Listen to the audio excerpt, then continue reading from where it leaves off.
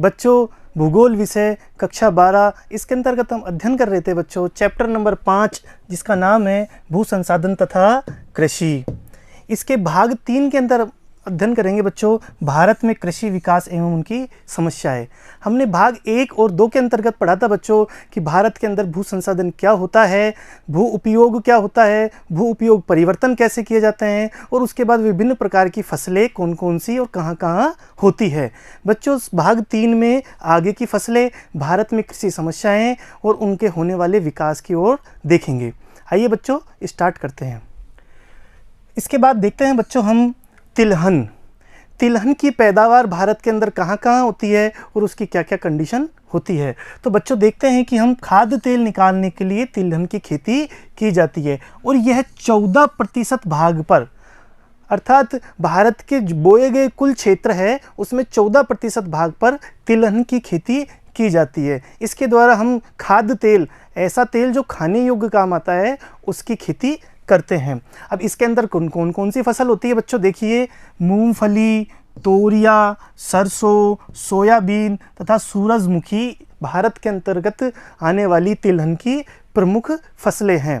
ठीक है बच्चों, इसके बाद देखते हैं कि ये कौन कौन से क्षेत्र में पैदा की जाती है। मालवा पठार, मराठवाड़ा, गुजरात, राजस्थान के शुष्क क्षेत्र, तेलंगाना व रायलसीमा क्षेत्र। ठीक है बच्चों, यहाँ पर हम देखते हैं कि मालवा पठार मध्य प्रदेश के क्षेत्र के अंतर्गत आता है, मराठवाड़ा महाराष्ट्र में, गुजरात राजस्थान के शुष्क क्षेत्र पश्चिमी जो भाग है, तेलंगाना राज्य के और रायलसीमा क्षेत्र आंध्र प्रदेश का एक हिस्सा है। यह लगभग शुष्क क्षेत्रों में ही तिलहन की कृषि की जाती है बच्चों। ठीक है, इसके बाद देखते हैं कौन कौन सी फसल आती है बच्चों। पहला है हमारा मूंगफली।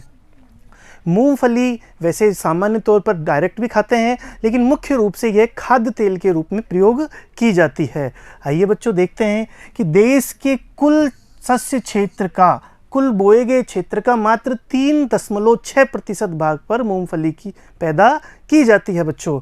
और विशेष रूप से गुजरात, तमिलनाडु, आंध्र प्रदेश, कर्नाटक तथा महाराष्ट्र इसके प्रमुख उत्पादक राज्य हैं। तो मूंगफली कहाँ होती है बच्चों देखिए एक बार इस मैप के अंतर्गत। यह जो मैप है वो दिखा रहा है कि हमें मूंगफली कहाँ होती है। ठीक है बच्चों, तो मूंगफली के अंतर्गत हम देख सकते हैं कि गुजरात का ये भाग, तमिलनाडु, आंध्र प्रदेश, कर्नाटक और तेलंगाना का ये हिस्सा बच्चों, इसके अंतर्गत ये गहन कृषि की जाती है, ये मेजर पार्ट है यहाँ पर। इसके अलावा इसके जो आसपास के जो क्षेत्र हैं, साथ ही इसके उड़ीसा में यहाँ पर भी इसके माइनर जो क्षेत्र है या गौण जो क्षेत्र है वो यहाँ पर भी मूंगफली की पैदावार होती है। इसका मतलब है बच्चों की मुख्यतः मूंगफली है वो दक्षिणी राज्यों में पैदा होती है। ठीक है, इसके अलावा गुजरात का कुछ हिस्सा, हालांकि राजस्थान के दक्षिणी 1-2 जिलों में, मध्य प्रदेश के कुछ पश्चिमी जिलों में भी मूंगफली की पैदावार की जाती है बच्चों। ठीक है, तो इस मानचित्र के द्वारा हम देख सकते हैं कि मूंगफली की पैदावार भारत में कहाँ कहाँ की जाती है बच्चों। इसके बाद देखते हैं दूसरा है हमारा तोरिया सरसों। ठीक है बच्चों, यह भी एक बड़ा वर्ग है, इसके अंतर्गत विभिन्न फसलें की जाती है। तोरिया सरसों के अंतर्गत इसमें राई, सरसों, तोरिया व तारामीरा शामिल किए जाते हैं। ठीक है बच्चों, यह उपोष्ण कटिबंधीय फसल है। यहाँ पर ये देखने वाली बात है कि कैसे फसल है बच्चों, कि उपोष्ण कटिबंधीय फसल है और कहाँ होती है, भारत के मध्य व उत्तर पश्चिमी भाग में रबी की फसल के रूप में बोई जाती है। ठीक है बच्चों, यदि ये उष्ण कटिबंधीय फसल होती, बच्चों यहाँ पर देखने वाली बात है, यदि एक उष्ण कटिबंधीय फसल होती तो ये मुख्य रूप से, विशेष रूप से उत्तर भारत में खरीफ फसल के रूप में बोई जाती, लेकिन ये उष्ण कटिबंधीय ना होकर के ये उपोष्ण कटिबंधीय फसल है, इसलिए यहाँ उत्तर भारत में रबी की फसल के रूप में यहाँ पर इसका कार्य किया जाता है। जहाँ 2.5% भाग पर जो बोया गया भाग है भारत का, उसके अंतर्गत तोरिया सरसों का जो क्षेत्र है वो आता है। इसमें कौन कौन से स्थान है यहाँ पर देखने वाली बात है बच्चों, राजस्थान इसमें प्रमुख स्थान रखता है। सर्वाधिक जो स्थान है सरसों तोरिया में वो राजस्थान में पैदा होती है। इसके पश्चात उत्तर प्रदेश, हरियाणा, पश्चिम बंगाल व मध्य प्रदेश आदि आते हैं। ठीक है बच्चों, इसके बाद देखते हैं अन्य तिलहन कौन कौन से हैं। सोयाबीन तथा सूरजमुखी ये अन्य तिलहनों में शामिल किए जाते हैं। अब अन्य तिलहन में सोयाबीन की मैं बात करूं तो मध्य प्रदेश और महाराष्ट्र में सोयाबीन की जाती है। ठीक है बच्चों, मध्य प्रदेश व महाराष्ट्र में। और यदि मैं बात करूं सूरजमुखी की तो सूरजमुखी राजस्थान, कर्नाटक वगैरह जो शुष्क क्षेत्र है उन क्षेत्रों में सूरजमुखी की खेती की जाती है।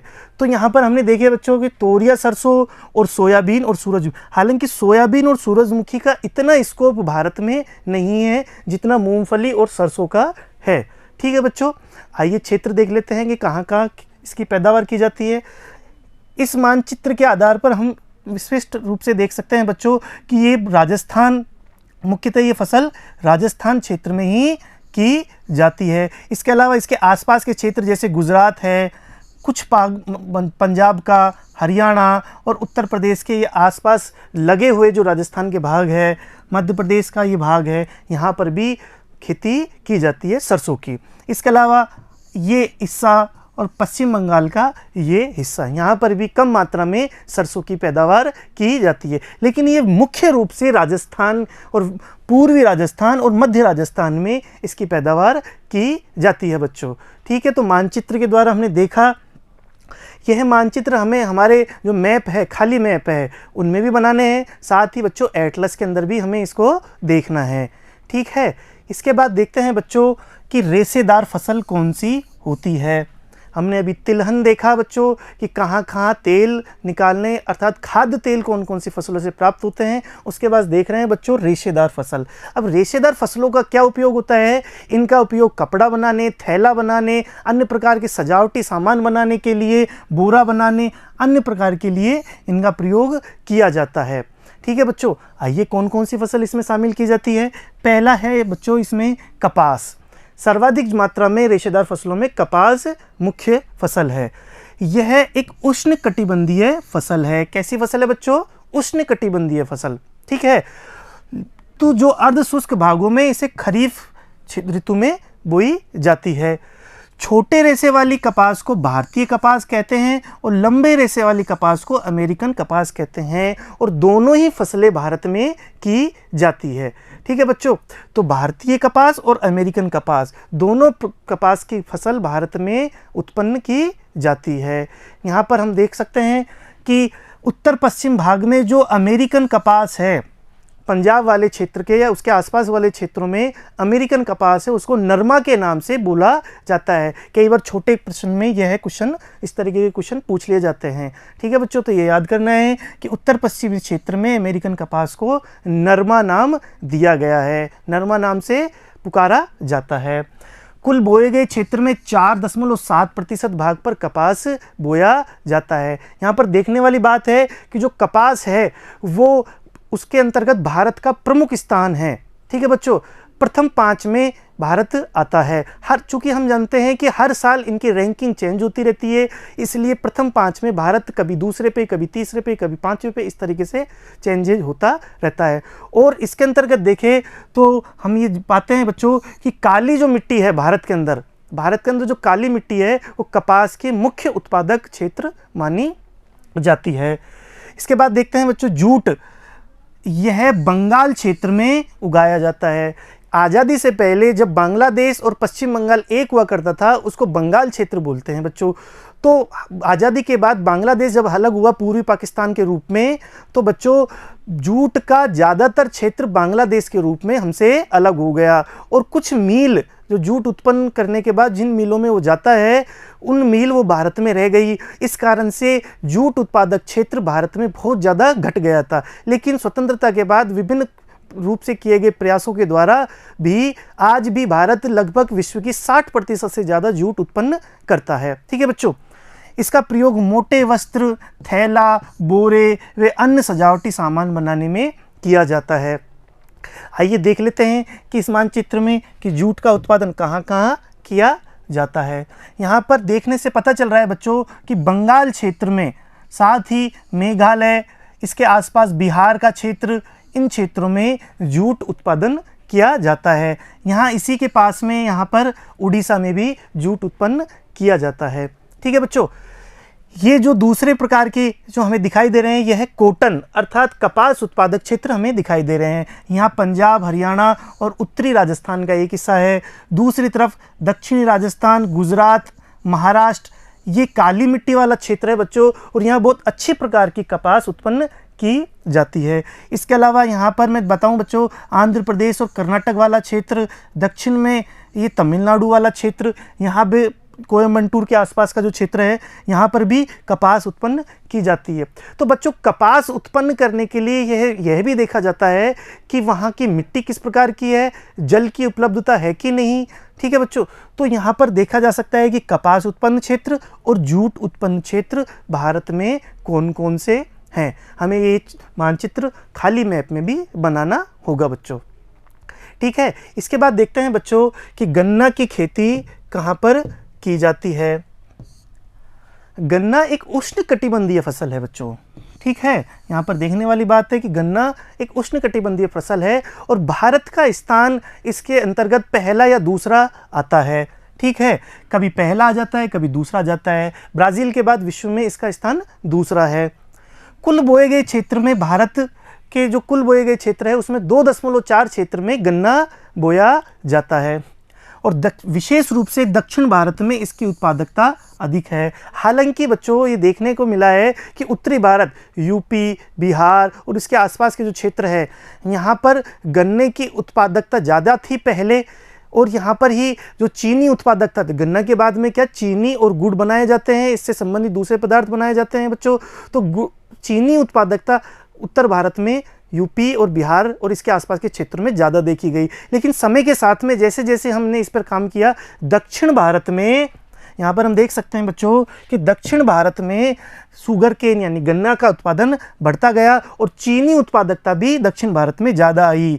ठीक है बच्चों, तो इस मानचित्र के द्वारा हम देख सकते हैं कि पूरा यूपी, इसके आसपास का क्षेत्र, पंजाब, हरियाणा, गुजरात का ये हिस्सा और इसके अलावा ये महाराष्ट्र और ये पूरी पट्टी यहाँ पर आंध्र प्रदेश का ये तटीय क्षेत्र, इन क्षेत्रों में गन्ना उत्पादित किया जाता है। और लगातार रूप से हमें ये देखने को मिल रहा है बच्चों, लगातार रूप से कि दक्षिण भारतीय जो राज्य हैं या दक्षिण भारतीय जो क्षेत्र हैं, यहाँ पर गन्ना की उत्पादकता में वृद्धि हो रही है। साथ ही जो चीनी की जो मिलें, नई नई चीनी की मिलें जो स्थापित हो रही है, इन वजह से जो चीनी उत्पादन में भी दक्षिण भारत अग्रणी होता जा रहा है, क्योंकि उत्तरी भारत में यहाँ चीनी की मिलें पुरानी हो चुकी है। साथ ही गन्ने में जो मिठास है या जो रस होता है वो भी उत्तर भारत में लगातार रूप से कम पाया जाता है बजाय के दक्षिण भारत में।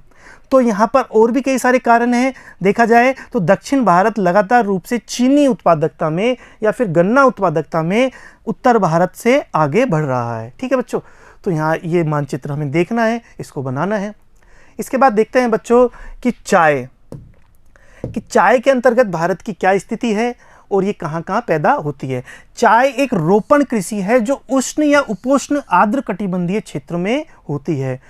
तो इसमें कौन कौन सी बात है? पहले तो रोपण कृषि। रोपण कृषि से क्या अर्थ है बच्चों? रोपण कृषि उस प्रकार की कृषि होती है बच्चों जो कि मध्यकालीन या औपनिवेशिक काल में विदेशों से आई हुई एक फसल है जो कि व्यापारिक रूप से उगाई जाती है। ठीक है बच्चों, व्यापारिक रूप से उगाई जाती है और विशेष रूप से उष्णकटिबंधीय या भूमध्य रेखीय क्षेत्र में ही उगाई जाती है और इससे आर्थिक लाभ प्राप्त किया जाता है। तो औपनिवेशिक समय में, यानी कि हमारे जो अंग्रेजों का काल था, उस समय पर ये फसल हमारे भारत में लाई गई थी और चूंकि वो व्यापार करने के लिए आए थे भारत में और लाभ कमाने के लिए आए थे, तो इस फसल से यहाँ पर इनको भारी मात्रा में लाभ हुआ। विदेशों में चाय भेजी गई और उससे उन्हें लाभ प्राप्त हुआ। तो रोपण कृषि थी। ठीक है बच्चों, कौन से क्षेत्र में होती है? उष्ण उपोष्ण आर्द्र कटिबंधीय क्षेत्रों में होती है। और इसकी एक और विशेष बात है बच्चों कि यह तरंगित भागों में अच्छे अपवाह वाली मिट्टी में बोई जाती है, अर्थात ऐसे क्षेत्रों में बोई जाती है जहां पर पहाड़ियां हो। ठीक है बच्चों, पहाड़ियां हो और ऊपर से जल नीचे आए, अर्थात पानी लगातार रूप से बहता जाए। ठीक है, पानी स्थिर भी ना रहे उस जमीन में और लगातार रूप से जल मिलता रहे। तो उन क्षेत्रों में ये चाय की खेती की जाती है। भारत में कुछ क्षेत्र इस प्रकार के हैं जो इसके लिए अच्छे क्षेत्र माने जाते हैं। इसके अलावा मैं बात करूं बच्चों, दक्षिणी चीन, भारत का कुछ हिस्सा और श्रीलंका, ये 3 ही मुख्य देश है जो दुनिया में चाय उत्पादन किए जाते हैं। इसके अलावा कुछ मात्रा में अफ्रीका के कुछ देश भी चाय उत्पादन करते हैं, लेकिन मुख्य रूप से 3 देश ही चाय का उत्पादन करते हैं और निर्यात भी करते हैं। चूँकि भारत में भारी मात्रा में चाय का उत्पादन करने के साथ ही उसका उपयोग भी किया जाता है, इसलिए इसका निर्यात कम किया जाता है। ठीक है बच्चों, तो विश्व में भारत का प्रमुख स्थान है चाय उत्पादन में। ठीक है, मैंने बताया आपको कि श्रीलंका, चीन और भारत, ये 3 ही देश है जो मुख्य रूप से चाय का उत्पादन करते हैं। अब इनमें भी कहाँ है? असम में, सर्वाधिक रूप से असम में पैदा की जाती है। इसके अलावा दार्जिलिंग में, दक्षिण में बात करूँ तो नीलगिरी की पहाड़ियों में, वहाँ पर भी क्या है, चाय का उत्पादन किया जाता है। नीलगिरी, इलायची की पहाड़ियों में भी उनकी ढलानों पर खेती की जाती है। तो ये देखने वाली क्या बात है कि ढलानों पर खेती होती है। ठीक है बच्चों, और देखने में बड़ी सुंदर लगते हैं। कभी चाय के बागान में जाकर के देखना आप कि बहुत ही यहाँ पर सुंदरता के साथ में इनको बोया जाता है और इनको काटा जाता है। तो यहाँ पर देखने को मिला कि असम में सर्वाधिक मात्रा में हमें चाय उत्पन्न की जाती है। इसके पश्चात पश्चिम बंगाल व तमिलनाडु, इसके पश्चात राज्य आते हैं बच्चों। ठीक है, यहाँ पर हम देखते हैं बच्चों कॉफ़ी, चाय के साथ में ही भारत में कॉफ़ी उत्पादन भी किया जाता है। यह भी उष्णकटिबंधीय रोपण कृषि है। इसकी 3 प्रकार की किस्में होती है बच्चों, अरेबिका, रोबस्ता व लिबेरिका। और भारत में उच्च क्वालिटी की सबसे अच्छी जो क्वालिटी है वो है अरेबिका, इसका उत्पादन किया जाता है। ठीक है बच्चों, और भारत कॉफ़ी उत्पादन में भी प्रमुख स्थान रखता है। लगभग 6ठा या 7वां स्थान इसका आता रहता है। हर साल बदलते रहने के कारण इसका 6ठा, 7वां, 5वां इस प्रकार से स्थान आता जाता है। कहाँ होती है बच्चों? पश्चिमी घाट में इसकी कृषि की जाती है, अर्थात कर्नाटक, केरल व तमिलनाडु इसके प्रमुख उत्पादक क्षेत्र माने गए हैं। पश्चिमी घाट इन्हीं राज्यों में पाया जाता है। आइए देखते हैं इस मानचित्र के द्वारा कि कहाँ कहाँ इनका उत्पादन किया जाता है, चाय और कॉफ़ी का। ठीक है बच्चों, तो चाय और कॉफ़ी का यदि उत्पादन में देखो बच्चों, तो मैं बता सकता हूँ कि यहाँ इन क्षेत्रों में हमें स्पष्ट रूप से दिख रहा है, यहाँ पर चाय का उत्पादन किया जा रहा है और इन क्षेत्रों में यहाँ पर कॉफ़ी का उत्पादन किया जा रहा है। तो चाय और कॉफ़ी भारत की इन क्षेत्रों में उत्पादित, यहाँ पश्चिमी घाट में कॉफ़ी, और ये यहाँ पर असम, दार्जिलिंग, जलपाईगुड़ी, यहाँ पर कैसी की जाती है, चाय की कृषि की जाती है। इसके अलावा श्रीलंका का कुछ क्षेत्र और दक्षिणी चीन यहाँ पर। ठीक है बच्चों, तो यहाँ पर भी कुछ खेती की जाती है। कि भारत में कृषि विकास किस प्रकार से हुआ, अर्थात हम देख सकते हैं कि स्वतंत्रता से पूर्व, यहाँ पर पहली क्या बात है, स्वतंत्रता से पूर्व की स्थिति क्या थी। तो हम सब जानते हैं बच्चों कि अंग्रेजों के कालखंड में, स्वतंत्रता से पूर्व भारत में भुखमरी ज़्यादा थी, खाद्यान्न संकट था, अनेक प्रकार की समस्याएं थी, कृषि विकास जैसी कोई बात थी नहीं यहाँ पर। और दूसरी प्रकार की चीज़ें देखें तो यहाँ पर अंग्रेजों के द्वारा व्यापारिक फसलों को ज़्यादा महत्व दिया जाता था। क्यों दिया जाता था बच्चों? क्योंकि अंग्रेज लाभ कमाने के लिए हमारे यहाँ पर आए थे, तो उनको अपने केवल लाभ से मतलब था, इसके अलावा किसी और चीज़ों से उनको मतलब नहीं था। भारत की जनता से उन्हें किसी भी प्रकार का कोई मतलब नहीं था। तो ये व्यापारिक फसलों का उन्होंने बढ़ावा दिया। अब व्यापारिक फसल यदि बढ़ेगी तो उस क्षेत्र में खाद्यान्न की फसलें कम हो जाएंगी, अन्न की जो फसलें थी वो कम हो जाएगी, और यदि खाद्यान्न की फसलें कम हो जाएगी तो उस क्षेत्र में भूखमरी में ज़्यादा फैल जाएगी, क्योंकि अन्न की उत्पादकता कम होने से भूखमरी ज़्यादा हो जाएगी। तो ये भी एक प्रकार से स्वतंत्रता से पूर्व एक प्रमुख कारण था। इसके अलावा अंग्रेजों के द्वारा कोई ध्यान नहीं दिया गया था, सिंचाई के साधन विकसित नहीं किए गए थे। ठीक है बच्चों, कृषि विकास से संबंधित कोई किसी प्रकार का काम नहीं किया गया था, और जो भी काम किया गया था वो अपने लाभ के लिए ही किया गया था। तो जनता के लिए या कृषकों के लिए किसी भी प्रकार का कोई काम नहीं किया गया था स्वतंत्रता से पूर्व। लेकिन जैसे हमें स्वतंत्रता प्राप्त हुई बच्चों, तो विभिन्न प्रकार के कार्य किए गए। भारतीय सरकारों ने इस पर विभिन्न प्रकार के कार्य किए। खाद्यान्नों की अत्यधिक कमी को देखते हुए तात्कालिक उपाय इन्होंने किए। सबसे पहले जो समस्या थी वो ये थी सरकार के सामने कि तात्कालिक रूप से जो खाद्यान्न की समस्या है इसको किस प्रकार से दूर किया जाए। ठीक है बच्चों, तो उन्होंने तात्कालिक समस्या को दूर करने के लिए 3 उपाय किए। भारत सरकार ने स्वतंत्रता के पश्चात। अब 3 उपाय कौन कौन से हैं? पहला उपाय था बच्चों व्यापारिक फसलों के स्थान पर खाद्यान्न फसलों को उगाया जाना। हमने देखा कि अंग्रेजों ने व्यापारिक फसलों को ज़्यादा बढ़ावा दिया था, लेकिन भारत सरकार ने स्वतंत्रता के पश्चात सबसे पहला काम किया कि व्यापारिक फसलों के स्थान पर खाद्यान्न फसलों को बढ़ावा देना, जिससे कि यहाँ भूखमरी और अन्न की कमी की जैसी समस्या थी उनको दूर किया जा सके। ठीक है बच्चों। दूसरा था कृषि गहनता को बढ़ावा देना। हमने पढ़ा था बच्चों की कृषि गहनता क्या होती है? कृषि गहनता होती है सकल बोया गया क्षेत्र बटा निवल बोया गया क्षेत्र गुणा 100, अर्थात एक वर्ष में किसी क्षेत्र से कितनी प्रकार की या कितनी फसलें प्राप्त कर रहे हैं, ये कृषि गहनता होती है। ठीक है बच्चों। तो यहाँ पर हमने इस बात को बढ़ावा दिया कि एक वर्ष में अधिकाधिक रूप से फसल प्राप्त करे, एक से अधिक फसल प्राप्त करे। हमने देखा कि रबी की फसल, खरीफ की फसल और जायद की फसल, तो 3 प्रकार की फसलें क्यों नहीं उत्पन्न की जा सकती? और 3 नहीं, यदि किसी प्रकार की कोई समस्या है तो 2 प्रकार की फसलें क्यों नहीं प्राप्त कर सकते हम? तो इस प्रकार की चीज़ों को सरकार ने बढ़ावा दिया, अर्थात कृषि गहनता को बढ़ावा देने का काम किया। तीसरा जो कार्य किया वो ये था कि कृषि योग्य जो बंजर और पड़ती भूमि थी, यहाँ पर देखने वाली बात है बच्चों कि हमने पढ़ा था कि ये जो बंजर भूमि थी वो तकनीक के माध्यम से कृषि योग्य बन सकती है, और परती भूमि, इस प्रकार से हम देख सकते हैं कि जो बंजर और परती भूमि थी उस पर भारत सरकार ने तकनीक और दूसरे प्रकार के कार्य किए, जिससे कि वो कृषि योग्य बनी। जितनी क्षमता थी, जितनी हो सकती थी, उतने इन पर कार्य किए गए और कृषि योग्य उनको बनाया गया। ठीक है बच्चों। तो 3 प्रकार के कार्य तात्कालिक रूप से भारत सरकार ने स्वतंत्रता के पश्चात किए। उसके पश्चात देखते हैं बच्चों हम कि 1950 के दशक में जब भारत सरकार ने ये कार्य किए तो 1950 के दशक के बाद में 2 कार्यक्रम उन्होंने चलाए, IADP और IAAP, अर्थात गहन कृषि जिला कार्यक्रम तथा गहन कृषि क्षेत्र कार्यक्रम। ये विभिन्न प्रकार के कार्यक्रम थे और इन कार्यक्रमों के द्वारा कृषि क्षेत्र में विकास का एक खाका तैयार किया गया, जिसके अंतर्गत गहन रूप से कृषि किस प्रकार से किए जाए उन कार्यक्रमों को भारत में चलाया गया। ठीक है बच्चों। तो ये प्रकार के कार्य किए। उसके पश्चात 1960 के दशक में देश में लगातार रूप से कई अकाल पड़े और अकाल पड़ने के कारण देश में खाद्यान्न का संकट उत्पन्न हो गया।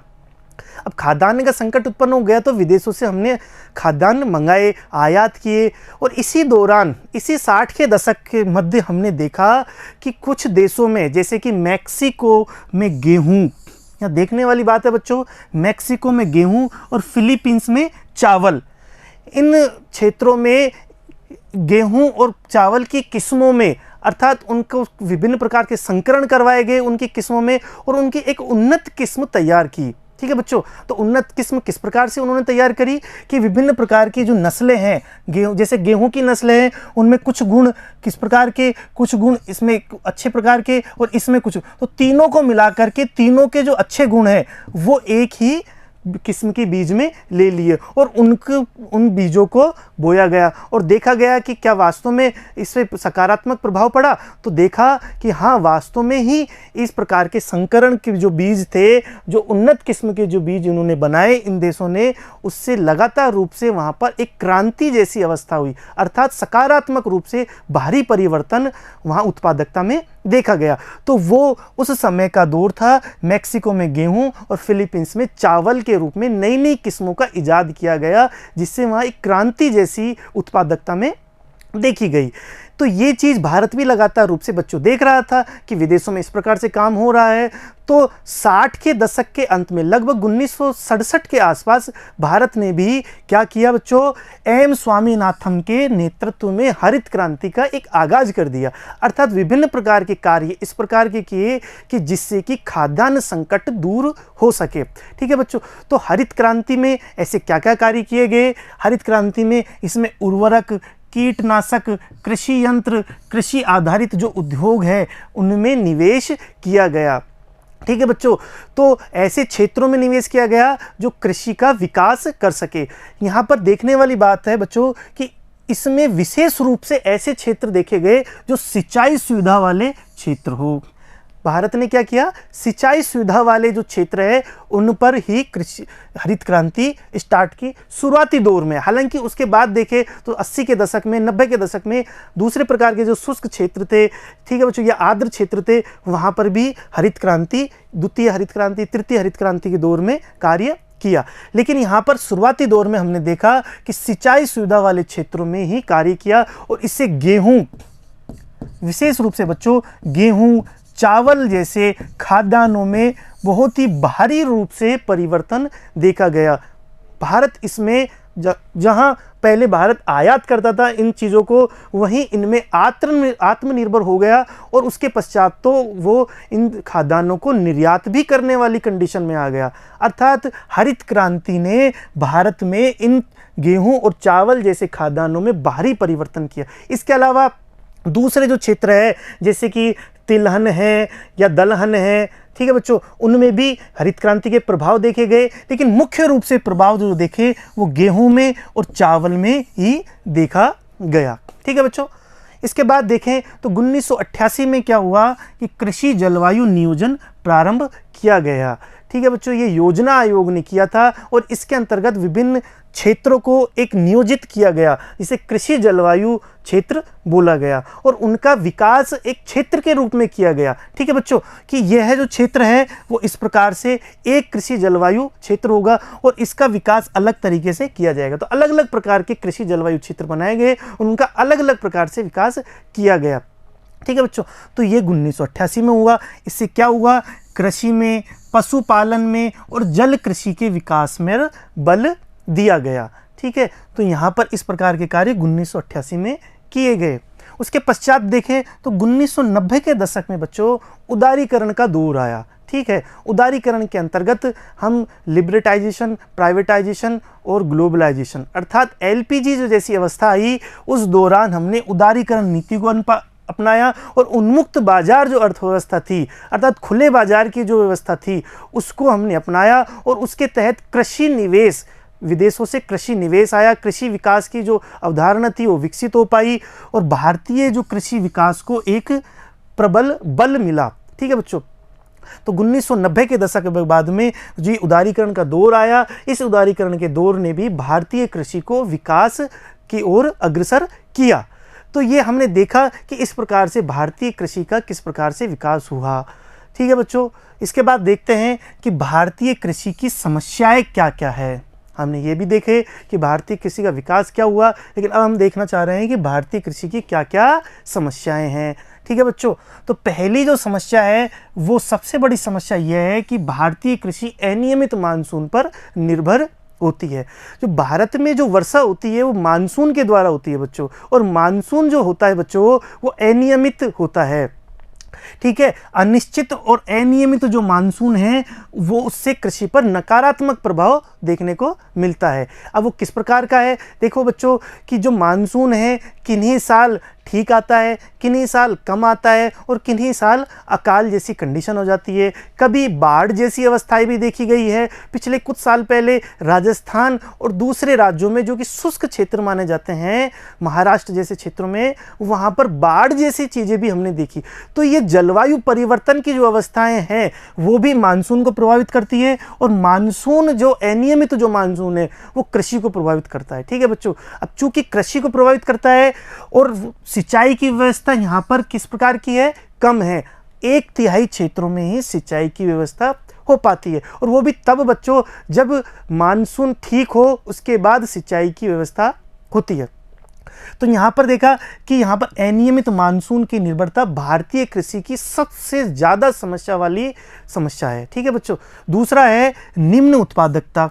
अंतर्राष्ट्रीय स्तर पर देखूं तो मैं ये बताना चाहता हूं बच्चों कि विभिन्न प्रकार की जो फसलें हमने देखी, इन फसलों की जो उत्पादकता है वो भारत में कम पाई जाती है। ठीक है, अब उसके विभिन्न कारण हो सकते हैं, लेकिन अंतर्राष्ट्रीय स्तर के दूसरे जो देशों से उनकी तुलना में हमारे यहाँ की उत्पादकता है, उत्पादकता मतलब प्रति हेक्टेयर जो क्षेत्र है, ये क्षेत्र में इतना ही क्षेत्र विदेशों में किन्हीं देशों में और इतना ही क्षेत्र भारत में, तो यहाँ उत्पादन कम होगा और विदेश कुछ देशों में उत्पादन ज़्यादा होगा। तो इस प्रकार की जो उत्पादकता है वो भारत में कम पाई जाती है विभिन्न कारणों से। तो यह भी एक समस्या है। विशेष रूप से शुष्क क्षेत्रों में मोटे अनाज, दालें, तिलहन की खेती की जाती है, यहाँ इसकी उत्पादकता कम है। क्यों कम है बच्चों? क्योंकि वर्षा कम होती है, जल की उपलब्धता कम होती है, सिंचाई की व्यवस्था कम है, इस वजह से इनमें निम्न उत्पादकता भी पाई जाती है बच्चों। इसके बाद देखूँ बच्चों, तीसरा जो समस्या है वित्तीय संसाधनों की बाध्यता तथा ऋणग्रस्तता। अब हम सब जानते हैं कि हरित क्रांति के बाद आधुनिक कृषि होने लग गई और आधुनिक कृषि में लागत ज़्यादा आने लग गई। विभिन्न प्रकार के उर्वरक, रासायनिक उर्वरक, HYV बीज, नए जो प्रकार के जो बीज पाए जाते हैं, कीटनाशक, सिंचाई के दूसरे प्रकार के साधन, ट्रैक्टर, इस प्रकार के नए नए जो संसाधनों की आवश्यकता होगी बच्चों, तो उसमें धन की आवश्यकता भी होती है। अब भारतीय जो किसान है इतना पैसे वाला, इतना धनी नहीं है बच्चों। विशेष रूप से जो छोटे और सीमांत किसान हैं उनके पास इतना पैसा नहीं होता है। तो वो क्या होता है कि वो जो लागत ज़्यादा आती है इस कारण से वो कर्जा ले लेते हैं, और कर्जा जब ले लेते हैं तो उस कर्ज के जाल में ही फंस करके रह जाते हैं। और कई बार तो यह समस्या देखी गई है विशेष रूप से महाराष्ट्र और दूसरे प्रकार के राज्यों में, दक्षिणी राज्यों में, वो आत्महत्या करने के लिए भी कर लेते हैं बच्चों। तो इस तरीके की जो चीज़ें हैं वो भी किसानों को या भारतीय कृषि को समस्या में ले जाती है। अगला कारण है बच्चों भूमि सुधारों की कमी। इंदिरा गांधी जो प्रधानमंत्रित्व जो काल था और उससे पहले भी भूमि सुधार भारी मात्रा में हुए थे, लेकिन उसके पश्चात और उससे पहले राजनीतिक इच्छा शक्ति की